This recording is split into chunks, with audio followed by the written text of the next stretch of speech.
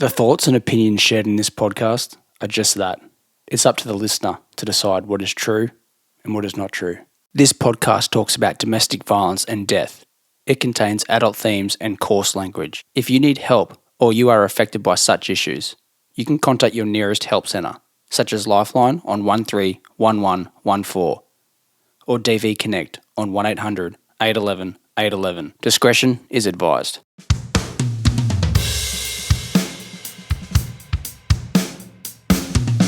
Let's take a second to talk about theories and motives. A theory that many of you probably have entertained is this. The neighbour, who allegedly was having a fling with Kyra, may have been at her house upon Jason's arrival, causing an argument and then, well, it escalated. I myself had entertained this thought. This, for me, was the golden egg, the most likely scenario. That is, until I spoke to Shaun myself. A reminder to stay open-minded and impartial, always. I'm Jonny Powell, and this has been Beenham Valley Road, Episode 7, The Girl Next Door. I've got myself a piece of heaven. I'm gonna take you to the river. I'm gonna build it a river. Okay, it's Thursday, the something of June. I don't even know the date. Thursday the 6th of June 2019, and driving out to see Alison again. And as I'm driving out here, the sun is setting and there's just this really picturesque sunset. It's pinky, blue, orange. Yeah, it's actually quite magic. Okay, so I'm doing a pretty terrible job speaking off the cuff there, so I'm going to save you from that mindless waffling. I'm taking the hour drive out to meet Shaun at Alison's house. This is before our hiatus, but Tom wasn't with me. It was actually his birthday, and he had pre-arranged plans to go out for dinner with his family. Shaun is, of course, the infamous neighbour you've heard much about in past episodes. As I'm driving out there, I'm fortunate enough to see a beautiful sunset, had a fiery red sky with just a sliver of the moon on display. It really was magical. As it gets darker, I look at the scattered houses that are few and far between. They're mostly Queenslanders, which have a very specific look and are very common around our region. They're timber, usually high set, and there's plenty of them around. Some look abandoned, haunted even. At one point on the drive, I stopped the car, turned the lights off and hopped out. It's absolutely as black as dark gets. I was reminded of when Tamika said her mother picked her up on Beenham Valley Road at night time, with no street lights, just her daughter, her niece, and eventually Jason. I could picture that now. The strangest things seem to happen in small towns. Remember, Beenham Valley Road is in a very small town, Wolvi. Some of the strangest jobs I attended as a police officer were in these tiny rural towns. One thing about small town people is this. They are usually generous, old school, hardworking, accommodating, and all those things. However, there is a different side to them. Despite everyone knowing everyone's business in small towns, they can still hold secrets, dark secrets. With all that space, they can somehow get away with things. Perhaps even murder. As I pull up into Alison's driveway, I see Shaun's black Holden Commodore ute there, which is a utility truck for all you Yanks. I'm relieved to see Shaun's car here, because Alison had told me earlier that he wasn't sure if he had the petrol money to come and see her. So, my expectations were exceeded. And yes, I have a little chat to Reggie the dog too, and I said, mate, no more barking this time. G'day.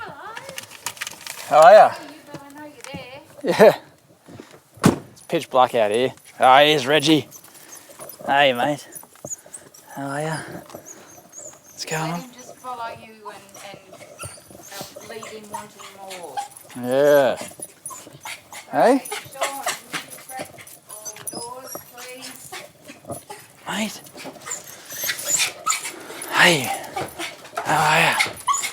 And I'm not sure why I kept asking how the dog was, like I was expecting a response. Hey. Hey, Alison. How are you? Good, how are you? Good. Good to see ya. You too. As always. Nice and brisk out here. It is. Come on in and he'll follow you. Sweet, thank you. Hey, Shaun. Use the bathroom I'm this Jamie. time. I'm Shaun. Nice to meet you, mate. Yeah. Don't worry, I burnt dinner. So I'm just dealing with the remnants of burnt dinner. How burnt? Oh, it wasn't too bad. It was just one. Charcoal. It was one particular thing. It was it bad. didn't scrape the bottom up and shit. Like, Yeah. Nah, it was good though. Yeah, sweet. So Shaun's a shorter guy with an athletic build. He's wearing an army pattern hoodie with track pants. He's got brown hair and a wide smile. I noticed that he always claps his hands while he speaks too, so you'll be hearing that. So Alison had invited Shaun over, and she made him dinner and burnt it in the process. The place had a faint smell of burnt carbonara, but it was homely. After a bit of small talk, I sat down with them and got their permission to record. And I asked how they reconnected after all these years. So, basically, it was coming up to my stage in the podcast that you guys wanting to know who the 17-year-old was, trying to get a hold of me. And she basically found me on Facebook again. I don't think we ever this friend. But yeah, so she found me on Facebook, got my number and called me up.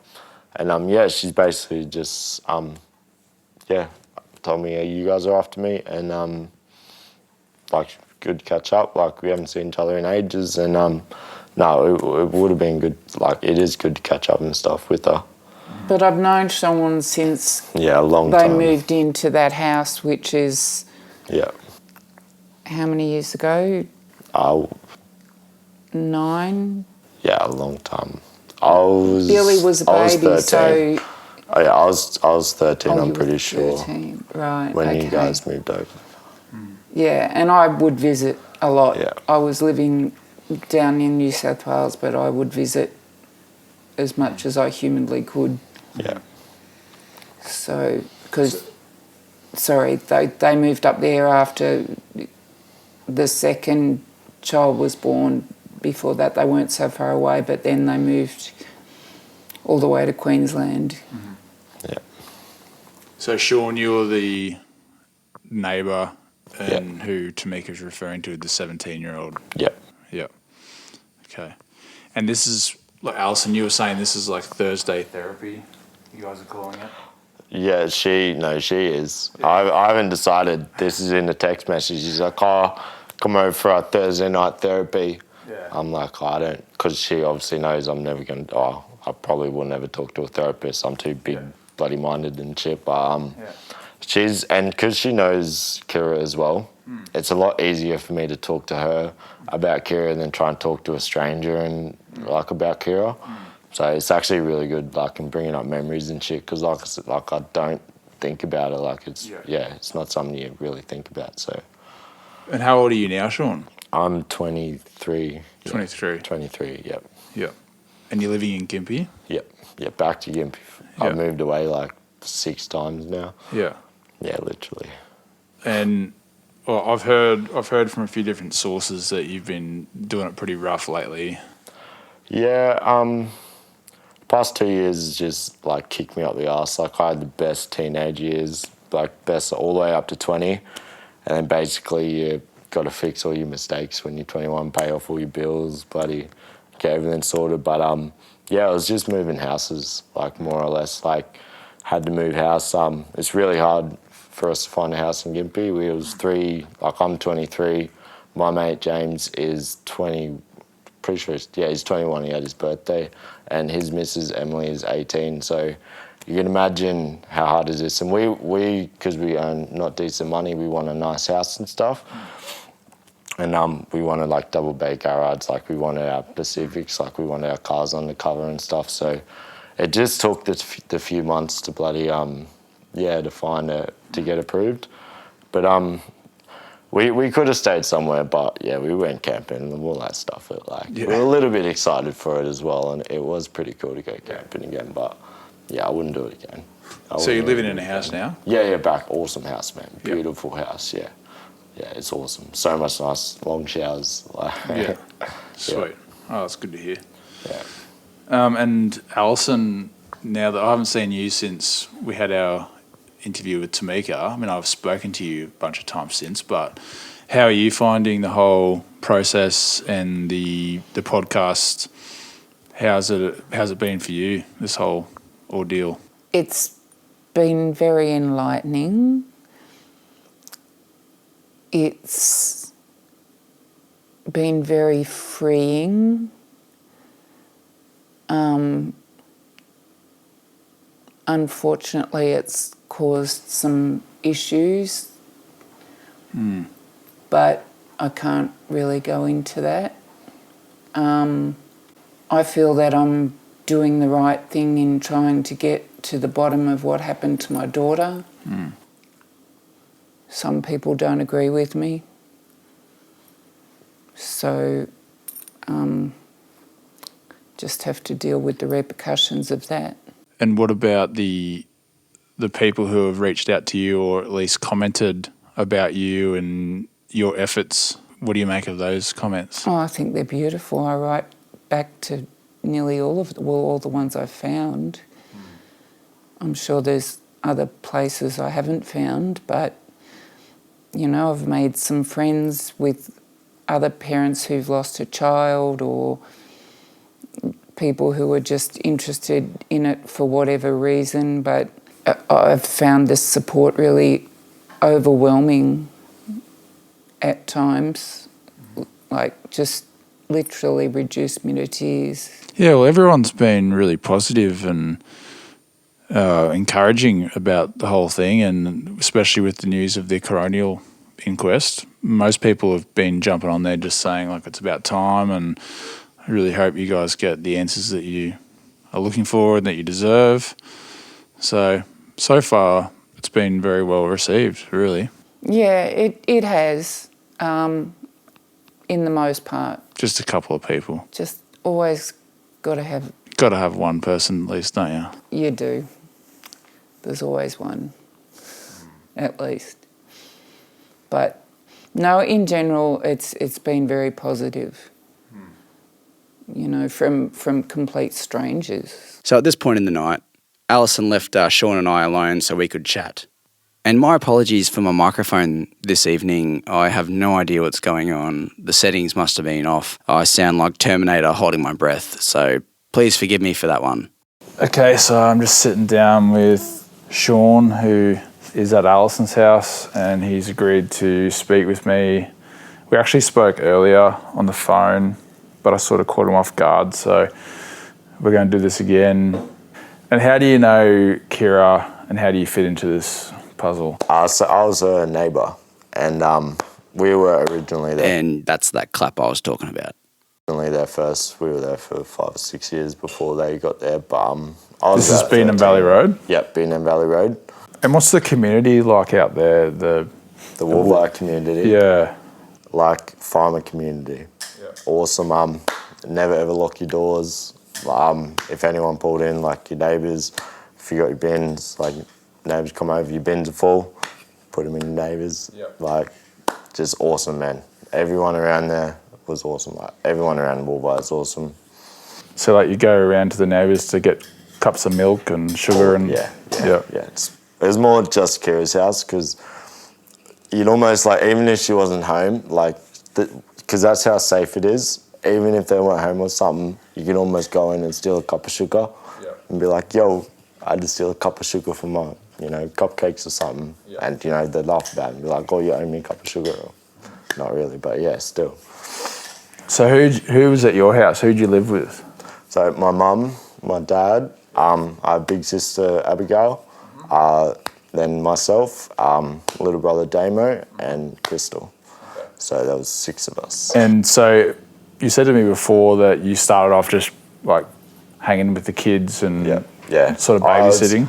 I love kids. Like, I'm one of them dudes. Like, I entertaining them. I had a real kiddie mind, so it's a lot easier, to sit down and play with kids. When you're a teenager than trying to be an adult. So I'd take a motorbike ride and play with the toys, because we never got toys. So fucking yeah. Yeah. But yeah, little rascals. We'd babysit them and stuff. Yeah. Whenever Kyra would go out, and same deal. Kyra would look after us because, it's not that we couldn't stay at home by ourselves, but Mum and Dad wouldn't trust us at home by ourselves, so they'd make sure Kyra would come over and check up on us and shit. But it worked like that. It was pretty good. Obviously, you've heard the podcast and you've heard what people have said, Tamika has said and stuff. And what was your relationship with Kyra, and do you want to describe that, as you said to me before, with how that developed? So it all started, I'd never, 14, 15, 16, I never imagined anything would happen, or I never thought about it really, I was just teenage fantasies. But it was literally, it's really funny. It was at Dad's 40th, and we're just mucking around, we're both drunk, obviously, having a really good night, messing around. There was a few of us, we had a few neighbours over, so there was 4 or 5 of us, we all knew each other and shit. And I can't remember how it ended up or become, but me and Kyra were wrestling and play fighting on the ground, and she bit my ear. And that's sort of how it all started. And then we made out, and then we we didn't even do anything that night. We just had I had a girlfriend as well, so, and she was there, so it was real sneaky, real sly. And then we could never be obviously open about it. Obviously we never told anyone about it, or it was our little secret. But I'd just make up some bullshit to go over Kyra's, or Kyra would make up some bullshit, come see me, or But it always worked out. It'd just be fun, whenever the time happened or shit like that. But So you were 17 or 18 at that time? I was 17. Yeah. I was 17. Yeah. It only went on it didn't go on for that long, because it wasn't.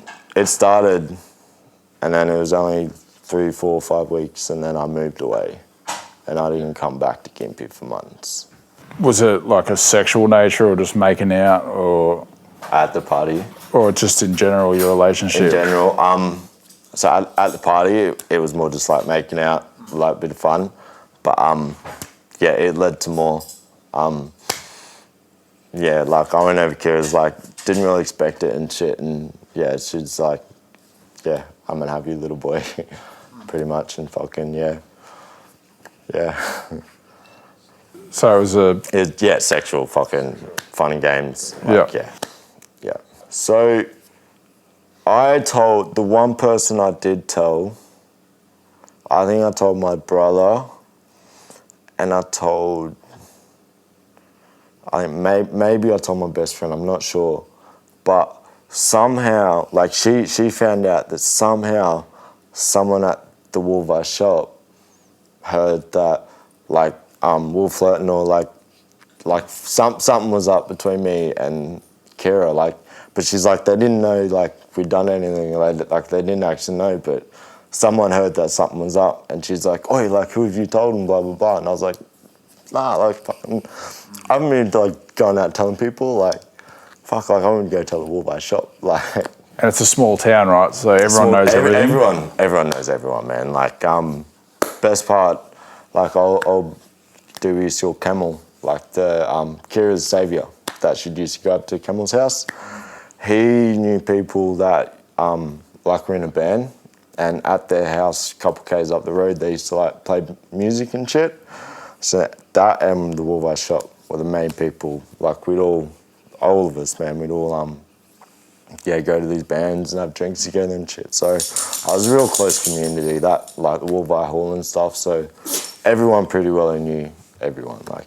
It was, So tell me about Kyra's saviour. You just said, what do you? Camel. Yeah. He's a big dude. Yeah. Big strong dude. And how do you mean saviour? So I'm pretty so if things got too violent between and Kyra. And I'll be censoring Jason's real name here again. So when you hear a beep, it's for that reason. Otherwise, I'll specify. Kyra would run up to Camel's house because he would never go anywhere near Camel. Like, Camel was a mean man, so, yeah. And Camel lived on Beenham Valley Road as well? He lived literally a K up the road, Yeah. like K and a half up the road or something, yeah. It's my understanding that Camel no longer lives on Beenham Valley Road, and I have not been able to track him down as yet. Had you ever seen any or heard any scenarios between the new boyfriend and Kyra? I never personally seen it. I do remember going over there because I would know, like, I was never home. It was like I was at the stage of my life where I was lucky to be home one night a week. So I remember being home and going over there and her explaining to me this big ass fight they had. Like, I remember the TV being on the floor, the Xbox, like, everything was just trash. Like, there was shit everywhere. And yeah, I remember her explaining to this, like, I can't remember, like, I can't tell you details, but I remember her saying, like, he done something, and then she's like, so I picked the Xbox up and threw it at him, like yeah, not fucking hell, like, yeah, I can't tell you too much more, but yeah, that's one thing I can remember. But you never, like... I've never seen it personally. No, he would always, you know, be decent if me or anyone was around. Like, we never personally seen him really be a dick. I'm pretty sure my little brother did. Like, I know he's told me before, but obviously you'll have to talk to him about it. But yeah. Did you ever see Kyra with, like, bruises or...? Not really. No. She'd have bruises, like, on her legs or, like, on her arms, but it was nothing ever new. Like, because Kyra she was almost like a boy not a boy growing up, but, you know, she had kids, ducks, like the farm, everything. So if she had a little bruise on it, like a tiny, I'm not talking a bruise, like a tiny little bruise, like it's nothing. Like, it's Kyra, she's tough, man. She walks around back, like, barefooted all the time. Like, you know, she's cool, so. Yeah, I've never seen anything dramatic. No. Like, I've never seen. So it started off the 40th birthday, and that was party. When she was married? Yep. Okay. Yep. So, like, how long did it go for the new boyfriend to come in? Yeah, type thing. So the reason I'm asking when this relationship took place is it's obviously pretty important to know if it affected Jason or not. So that's why I'm sort of probing a bit further. I have no idea when the new boyfriend come in because, like I said, we never messaged or, like, it was never a thing. Like, it was never a thing. So we'd never talk or nothing like that. So once I left. Like, that was it. I was gone. I didn't even really know about the new boyfriend until I come back. Like, I didn't go asking about it. Like, I didn't care. So, yeah, like, yeah, I didn't know about the new boyfriend until I come back, I'm pretty sure. And how long were you away for? 6 to 8 months. Like, yeah, it was a while. It was a while. Do you know when you came back? Like, what time of the year, what year? I'm pretty sure it was close to September. It would have been, like, yeah, just before September or something. 2013. 2013, yep. And did your relationship with Kyra pick up where it left off? So it did, like, for the sense of my 16, the normal thing, because obviously if we're in front of people, like, we just have to be as we have been forever. So that did, obviously, and it was her birthday. So it was like, yeah, let's go out for your 27th birthday, and yeah, so pretty much it kicked off straight up. But I didn't see her, like, every day or every second day because I was never home either. So, like, I'd see her maybe 1 week, and then, like, fucking the next week I took her out for her birthday or something, like. But I'm pretty sure I never really seen her after her birthday because that's when, like, old mate come up and, like, threatened me and shit, and then, yeah, I couldn't really see her again, so. Did he threaten you to your face? Yeah, he whistled out at me. Okay. Called me up, yeah, and told me to come over to the fence. So we're talking about... Yeah. Was it nighttime, daytime? It was about 8 o'clock at night. I was finishing up some stuff for my old boy in the shed, and it was only about 30 metres away from where our shed was their fence, and we had like a run of trees and everything. And I remember I could hear this whistle, And like I looked over and he's like, oi, like come over here. Did he say your name? Nah, didn't call. I'm pretty sure he didn't. Like he might have, but I'm pretty sure he didn't. But yeah, so he's like, oi, come over here. So I walked over, and like he didn't say it threatened, like he wasn't like super mad or nothing. So I like walked over and shit. And yeah, he's basically just like, I heard like Kyra told me like you tried to get in with her again, blah blah blah. And I can't tell you exactly what he said, but basically he's like, yeah, if you ever step foot on this property again, like I'm gonna fucking beat you to death. Or yeah, he's like basically he never allowed anyone near her or on this property again. He was actually quite, like he was, as his dad would tell his son when his son done something super bad, like not even bad enough to yell at, like when he's drilling him, like he's like, if you come onto this property again, like I'm gonna fucking, like to your eyes sort of thing. Like, So he said I was going to beat you to death. yeah, he based on, I'm gonna fucking kill you, like if you step on this property again, I'm gonna kill you, like, yeah. And how long after the 27th birthday when you took Kyra out and the relationship sparked up again? Was that did the fling between you and Kyra spark up again at that point? No. So she told me, like, no, that's it. Like, she backed or pushed me away, basically. She's like, she got this new dude. He's in jail and shit. But yeah, she's like, he's real serious and shit. Like, she was obviously protecting me. Like, didn't want him to go nuts at me or want to fucking beat me up. But yeah, I can't tell you exactly what she said and shit. But yeah, she put me down. She's like, no, like because of this new boyfriend and shit. But yeah, it was a big no. Did anything happen while he was in jail? With me and Kyra? Yeah. No. It's because Tamika had said... Yeah, I know. That, like, oh, yeah, that is a lie. Like, I know it's really bad, like, obviously, because it's Kyra, and, like, obviously I would never want to say that. Yeah. And as great as that would have been, that never happened. Yeah. That never happened. We never done anything once I left. Like, once I left and got back, like, I never even kissed her once I got back. Like, we never done anything. Yeah. So you had never had a sexual relationship with Kyra while she was with the new boyfriend? No, because, like, the whole testing thing, he had the shit. I knew I was safe. I knew. So, like, I wasn't fucking super freaked out because Mum come and asked me, and I think... So right now, Shaun is talking about Hep C. Allegedly, Jason had Hep C, and that's how he knows he wasn't with Kyra after Jason. Yeah, Mum made sure, she's like, you fucking definitely, because he is positive to this. So I was like, no, like, fucking definitely not. So I think, I'm pretty sure you made sure. Yes. Yeah. Yes. Like, and this was when it happened, so, like, I'm telling the fucking truth. Like, yeah. It's because, because after she got with the new boyfriend, she contracted Hep C. Yeah, it's Hep C, yeah. So she contracted Hep C. You asked? Yeah, no, because... Or your mum. Yeah, that my mum would have made, like, I'm pretty sure my mum made sure as well, but my mum made sure first, and then I'm pretty sure Alison asked me after, and I was like, nah, like, Mum already asked me. Yeah, okay. But yeah, it was pretty sure, because Mum was down there at the hospital and everything, so she was, like, pretty well involved as well. Mm.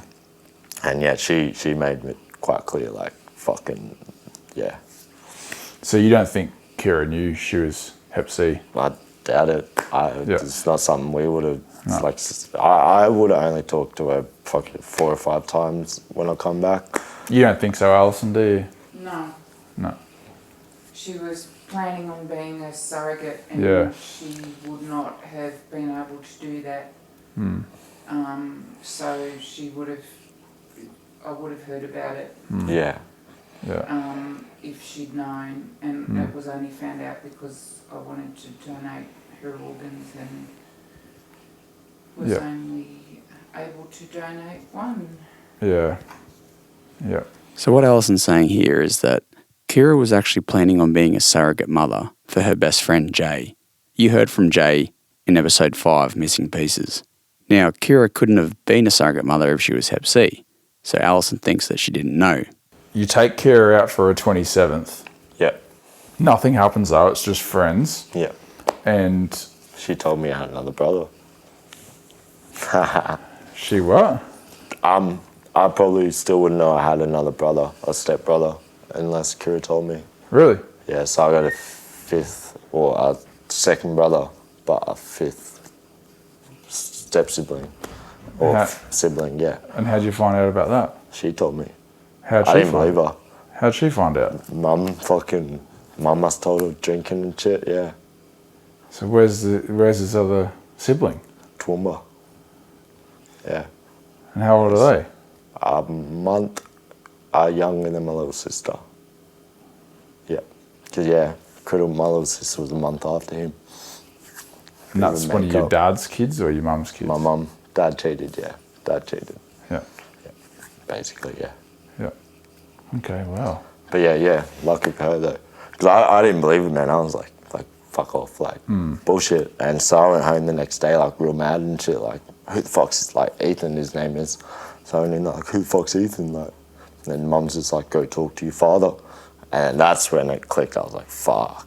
Like, it actually is real. Like, I was like, fucking hell. But I was mad. I was really mad. Like, I'm a big family dude. Like, I love my brothers. Like, I help them out. So I was really mad that I didn't know. And I was like 17 years old by that stage. So, yeah. And you had no idea? I had no idea. Not the slightest imaginable clue.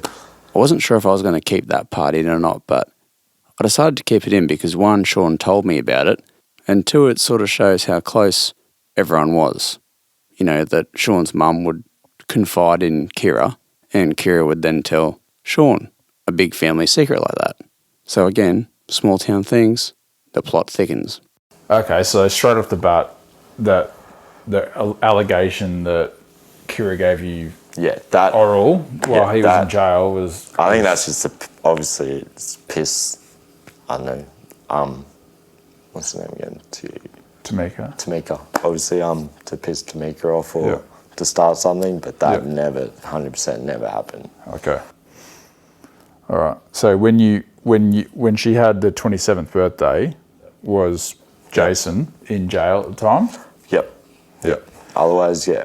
So that's when she told you, I've got this new guy, he's in jail at the moment, he's pretty serious. Yep. So nothing's going to happen between us. She pushed you away. I had her in we went into the pokies room, and basically I just tried to, as you do, make a move, go up and kiss her. Yeah. And then she's like, nah, like, you can't do that anymore. Yeah. And when was that from then? How long was it before Jason came and whistled at you at the fence? Like, what was the timeline between that night and that? I honestly, I could not really tell you, but it wouldn't have been long after he got out of jail. Like, I couldn't imagine it because, like, obviously, I don't know, they might have had a little argument and she told him or... Yeah. But I don't know, but yeah, she told him. Okay. Yeah. Would Jason call you out from the fence or whatever again? So, as I said, I was always be away. I confirmed with my mum. I was obviously away that night, and I was away the 3 or 4 times. Like he would come up to the fence and call out for me, like want to fight me. Obviously he was drunk, or as I would say, I'm pretty sure he was drunk. But he'd come up to the fence, try and fight me, like try and tell Dad, be like, let him come out, like stop fucking, just like let him be a man, fucking shit like that. But I never heard it. I'd only find out the next day, or when I come home next, and Mum would be like, oh, the neighbour was yelling out for you again. But yeah, I'd never hear it. I never heard it once, except for the first time when he whistled at me and I walked over. But yeah. What was your movements that night? Do you remember that night, the 16th of July? The night, 2014? that night? Yeah. I'm pretty sure I was at my friend Maddie's house. I'm 90% sure I stayed there with my mates. Maddie and Lukey. Maddie and Lukey would have been. Sorry. But yeah. Yeah, Maddie and Lukey, because when I got the text message that like something had happened, I had my 4 mates, like Maddie, Lukey, and another dude and someone else in the car and all gone somewhere. And I got the text and I was like, nah, like I already go home. So I turned around, dropped them off. This is on the 17th in the morning, was it? Yep. It was early in the morning because, yeah, I got there and like the kids weren't there or nothing. But yeah, it wasn't that late. It would have been, I think, 8:30, 9 o'clock when I would have got there. Because I'm pretty sure I got the text around 7:30. Like, I don't know how I remember it, but like for some reason I feel like yeah, I got it then. And who was the text from and what did it say? I couldn't remember exactly what it says, but I'm pretty sure she didn't tell me anything about like anything happened there. She just said Kyra's in hospital. I'm going down to the Gold Coast for her life support and we might have to turn it off, like she might not make it or something. Yeah. I'm pretty sure that was it, and that was like, that's pretty, sound text to be like, nah, I need to go home, like, so, yeah. Okay. So that rumour or allegation that I'd heard that you might have been there that night. Yeah. I was not there. I was definitely not there, yeah. Yeah.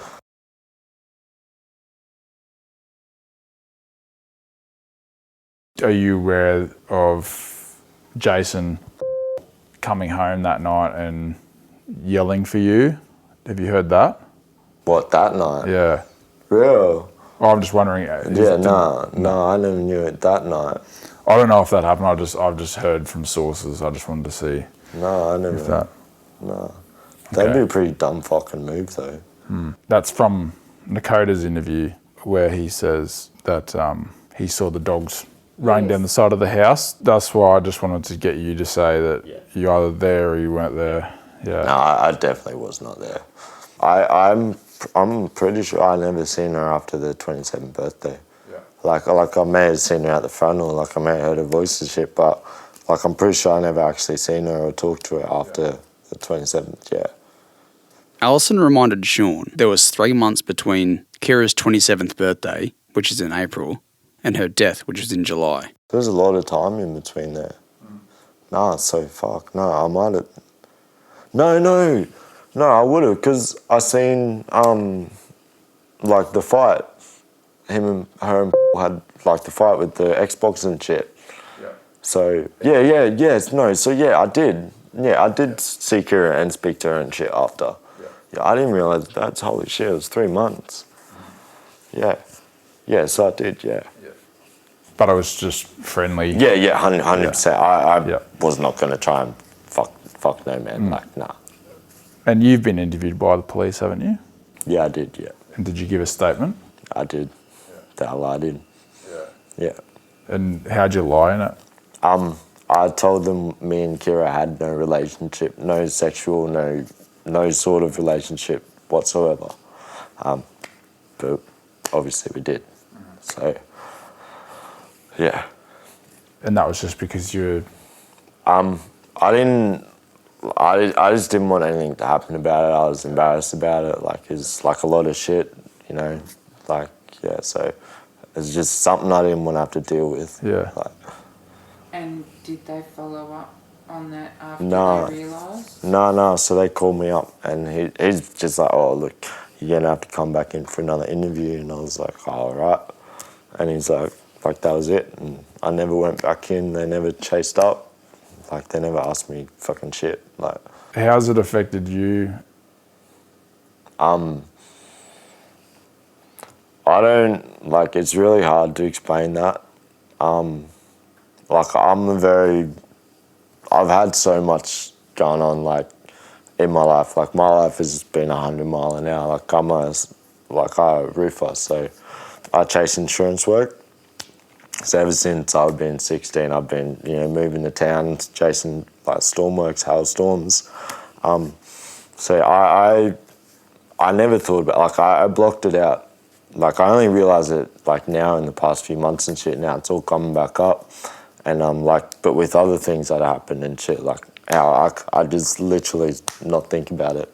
And then, like, it doesn't come up. But what I'm realising now is when I try and think about it, it's really hard and like, I'm almost too lazy to sit there and like bring up all the memories and try and sit down and think about it.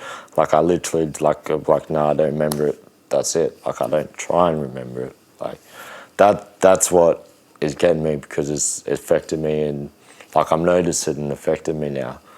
And just everyday shit, like shit I should be remembering, but I'm not. Like, but yeah, it's more like I don't think about my past. Like I really need to start, you know, like remembering shit, fucking, you know, just having memories, like telling people stories and shit. Like I don't ever talk about it. Like I never talk about fucking anything once I was 16 and younger. I just don't think about it.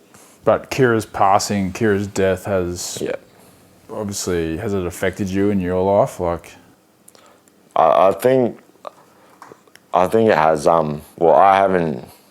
This is one perspective. Like I haven't dated since. Like I broke up with old love. Like I haven't dated. I don't think about it. I don't like emotionally connect. I don't try to. Like I don't want to. Like, but like I don't really think about it like that. It's just, I don't know. I got my job. Like I'm fucking, you know, trying to get my life sorted and all, you know, on the track, setting up my future and stuff. So I really don't think about it like that. And that's what I mean with the whole like memory thing. Because like now I'm getting older, I sort of realise like I need to start remembering shit. Like remembering all the shit, things I've done, or not shit things I've done, but like the mistakes I made, or, you know, just certain things in life that you should fucking remember and be like, oh no, don't do that again, because if, you know, something bad happened last time. I don't do that. Like I just talk myself into it, and I'm like, yeah, right, no, let's do it. Like, but yeah, so that's I just need like to work out in my head. Like I need to get out of fucking, I don't know, I don't even know, but yeah. and do you have you heard any rumours or anything around Wolvi being a small town? Did you ever hear anything like what may have happened to Kyra or anything like that? We all just sort of knew. Like it was a pretty obvious thing in the community who had done it. Obviously the cops had rocked up there multiple times. Like my little brother had heard them fights. We knew of, you know, the fights, him hitting her or them actually getting into fights, but it was just so obvious. Like it was undoubtedly, and that's what everyone knew. And like he was the character. Like it wasn't like he was, you know, he was a nice dude and, you know, this random thing happened to her. Like he was a shit cunt, you know, a proper shit cunt, and this happened to her. We all knew it was him. You know, there's no other way about it. So yeah, everyone in the community knew it was or thought it was. Have you ever seen him since? No, I remember he used to hide out in this house opposite Gympie. I'm just going to censor that location there just for obvious reasons, to protect the person who does live there. I'll have to follow up on that one. And I remember like looking at it every time I went past, but I never ever seen him. Like I've never seen him once, or fucking since I seen him back home. But yeah, never after that. Alison was busy in the kitchen making us dessert. In her words, she calls it roadkill slice. It's a version of a mint slice and looks like roadkill. Again, her words, not mine. This once again looks like roadkill pie. You're good. Alison's making some roadkill pie. Why not? So, was there anything else you can think of, Shaun, that was, since you last spoke, that you wanted to bring up or about Kyra? Like, how would you describe Kyra? The funnest person you can be around. Like, she's the type of person. Thanks, Alison. I've never really seen her. You know when someone gets the shits and they want everyone to know they have the shits? I've never ever seen her in that type of mood or like be that type of person, just always happy, like no matter what, man, just always, like obviously she'd get mad and yell like at the kids or she'd get mad, but she was always either happy as fuck or she'd be mad and yelling at the kids. But yeah, that's the only two sides I've ever seen of her. So you just had a good friendship with her? Yeah. Like, we weren't even, like, it wasn't even like we were friends. Like, she was literally the neighbour. Like, you know, as every other, you know, kid would have had when they have a neighbour. Yeah, she was the neighbour, so. But yeah, we were probably, like, closer than most neighbours would have been. Like, you know, we had kids, they had kids, so we'd fucking, and we were both, like, run around. So, yeah, we'd babysit theirs, they'd babysit us. So, yeah, we were over each other's houses a lot as kids growing up. Yeah. But did you, like, obviously, the girl next door, you being young, you probably... Like the movie. Yeah, pretty much, yeah. Straight up, yeah. Yeah.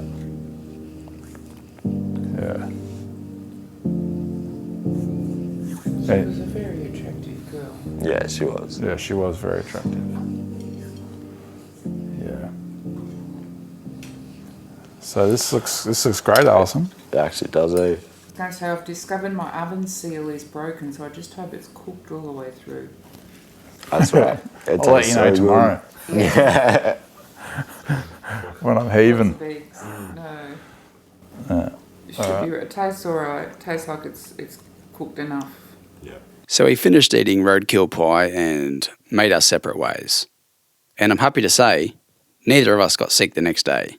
So, right on. That was my conversation with Shaun at Alison's house. So thank you to Alison for facilitating that meeting and for reconnecting. They haven't seen each other since Kyra's funeral. But again, Alison has been a godsend by teeing up that interview, also other interviews with Tamika and a few other people who you're yet to hear from. So I said before, with Beenham Valley Road, I'll be cross-referencing the version of events that I've been given by Tamika and a few other people. And that's still to come. There's still more of that to happen, so stay tuned. A few things about Shaun's interview was the fact that he categorically denies being there that night. He flat out denies that.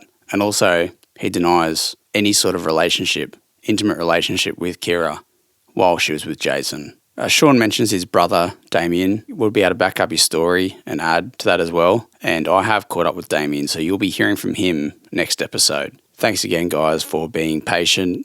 Episodes are fortnightly. A lot of time goes into a real-time podcast, so thanks again. Keep the word out there. And if you know anything about Kyra or what happened to her, you can send me an email or a message on Facebook. Details are in the show notes.